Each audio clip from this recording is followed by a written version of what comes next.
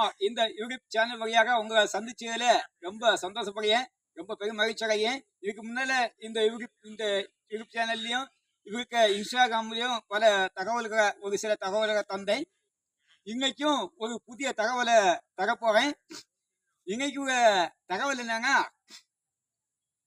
அதாவது ஒட்டுமொத்த உலகத்துல நாகரிக வளர்ச்சி அடைய பிளாஸ்டிக் உபயோகம் அதனுடைய பயன்பாடு நிறைய இருக்குது.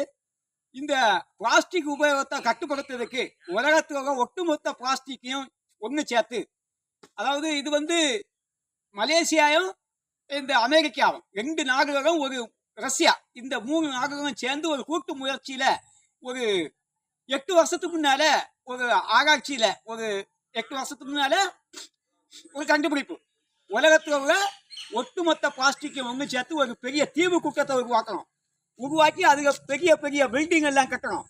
விஐபி மார்கள் தங்கி இருக்கக்கூடிய பெரிய பெரிய கட்டடம் எல்லாம் கட்டி அதுக பெரிய பெரிய பணக்காரர்களுக்கு அதை வாடகை விடலாம், அதுக விலைக்கு விற்கலாம்.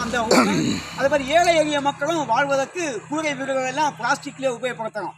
இதை கடல்ல முதக்க விடணும், பெரிய தீவு குட்டத்தை கடல்ல முதக்க விடணும். அப்படி அதுக்கு பிறகு இந்த பிளாஸ்டிக்கை உபயோகப்படுத்தக்கூடாது யாரும்.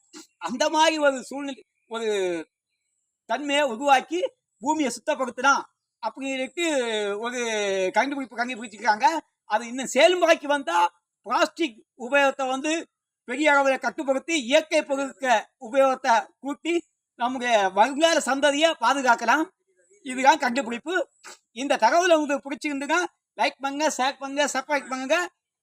மேலும் இன்னொரு நிகழ்ச்சியில சந்திக்கலாம். மேலும் தகவல்களை அறிய டைமண்ட் கிஷோர் சேனலை பாருங்க.